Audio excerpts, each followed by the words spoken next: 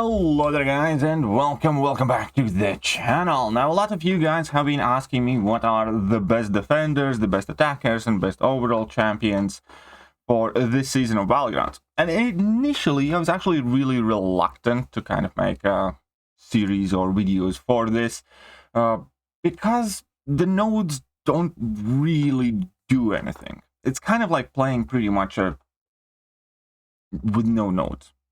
Realistically, again, as I said at the very beginning, yeah, okay, fine, you know, Nightcrawler can evade, but does that mean that Nightcrawler is immediately going to be an amazing option for everything? No, not really, because he's still going to get wrecked by Nimrods or a whole bunch of other champions. Similarly with Spider-Man.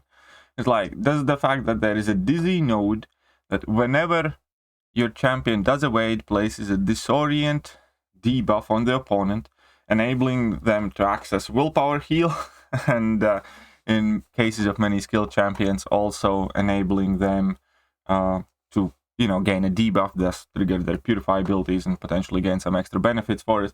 Does that make those champions that much more valuable? No, not really. And obviously, after a bit of initial testing, yeah, it didn't really matter. There are about 3 champions that were made harder to fight in this True Lies Dizzy meta. There is 3 to 4 champions that I would say actually gain a meaningful benefit from these nodes, and we're going to highlight those. And other than that, we're just going to go over the champions that kind of did the best for me personally in Alliance War Defense for the victory track.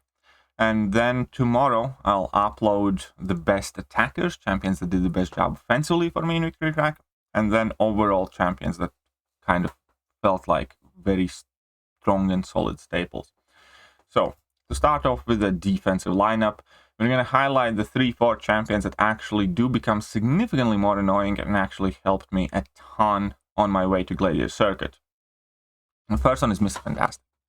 Now, Mr. Fantastic has the benefit of having quite huge health, well, quite a big health pool, and on top of that, he takes significantly less damage from opponent's special attacks. And also, as soon as opponent uses any special attacks, they gain debuffs, which enables his evade to work. When he uses his level 1, opponent gains debuffs, and all of that typically accounts for Mr. Fantastic just being very troublesome, pesky defender. Obviously, if opponent has Archangel or somebody like Falcon, they can still nuke him down, so you couldn't just slap him blindly. But at the very least, he typically did give a lot of problems to the opponents. Plus, he was also a fairly versatile offensive option in a pinch.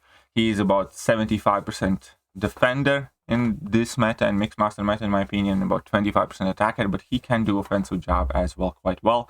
So I was super happy to have a rank 4 Mr. Fantastic. Another champion that definitely did get enhanced and made more annoying was Domino, and that is due to the fact that Domino is a very good kind of like a two-way champion, especially if she does have moderately high sig level. There are very few counters to Domino's crit fail damage, and fighting Domino was made even more annoying because number 1, True Strike doesn't exist in this meta, obviously, so there are less evade counters. And number 2, when you put that Dizzy debuff on the opponent's parries can fail, and that just makes fighting Domino quite often significantly harder because of all the crit fail and parry fail and ability fail. It just typically, you know, enhanced the problem quite significantly. So Domino did, in fact, become much more nasty defender than she would be by herself, even though by herself she's already very, very troublesome defender.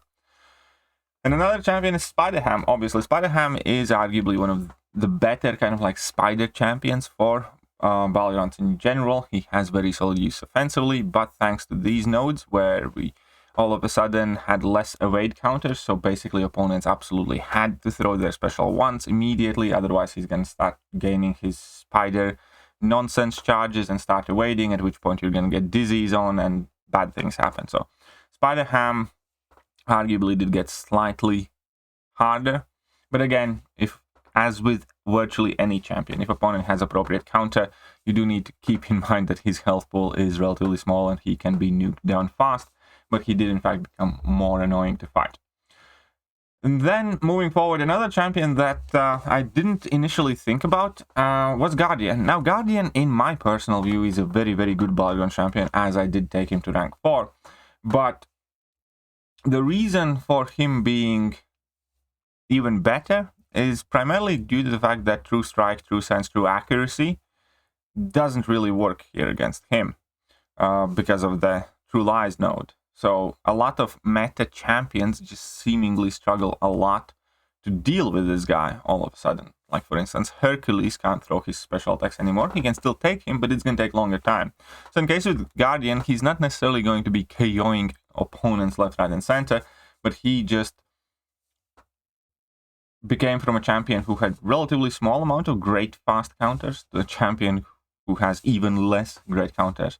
And Guardian definitely put in a ton of work on my personal defense as I was going through the victory track. And then moving forward, it's just your standard suspects. As I said, you know, the nodes do not have big impact, so you kind of revert to the most powerful champions in the game by default because of it. And Nick Fury is, and in my opinion, will pretty much always be one of the best Alliance War defenders. Then we have Kingpin, who is surprisingly hard to deal with in many situations. Again, Kingpin is a great two-way champion, but more on that later. We have obviously Korg, which has become kind of like the bane of Battlegrounds. I would say Korg is definitely a troublesome character to deal with, even though in situations like this, he's significantly easier than he is, for instance, in the Gladiator Circuit meta with Mixmaster. Mixmaster Korg is the true menace. Yeah. Right, moving forward, we have Mephisto. Mephisto has been an absolutely instrumental for my defense. As long as Torch is banned, then he will pretty much always put relatively decent performance on defense. Because aside from Torch, people can have their SpiderHams, people can have a ton of different champions. But the beautiful thing is that he just forces that fight to slow down because of his huge power gain, because of the Incinerate, and especially if opponent isn't Incinerate immune, he just, you know, how to slow play it. Then he has his regen, obviously, and MD and everything else in between, and he works great to drag fights out and, you know, even KO opponents as well, obviously. And then we have like the big chunky boy trio, I would say, which is Sasquatch with, I believe, the biggest health pool in the game. Always a solid defender to have. Then we have Rintra as being an MVP, again, great offensively and defensively.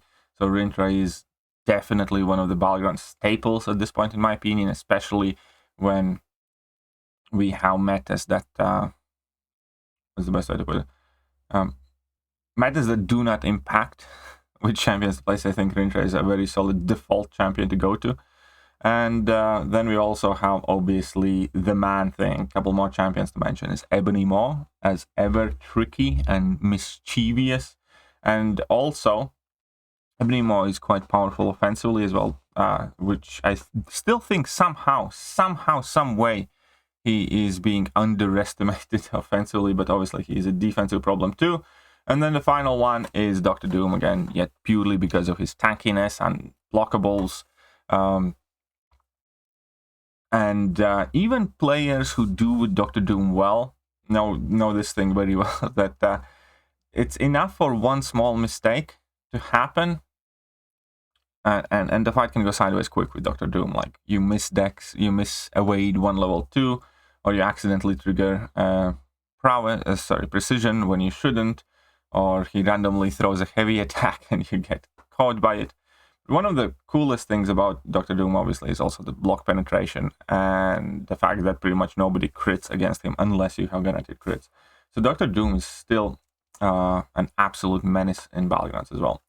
So yeah, overall, those were the champions I personally primarily relied upon the most and used the most on my ascent to Gladiator Circuit, which I have now entered, which now, again, means completely different meta with Mixmaster, and that one is, boy oh boy, so much more difficult.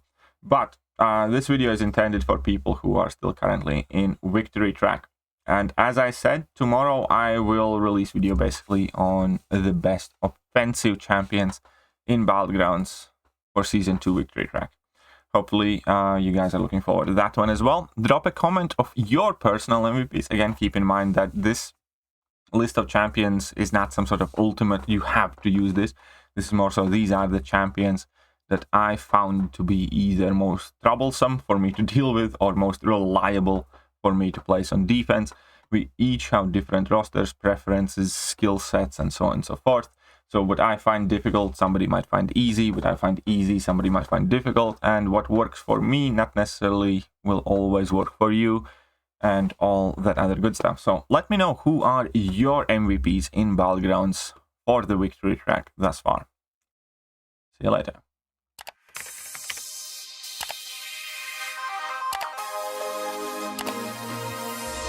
Hello there guys, and welcome back to the channel. So we have all the information about the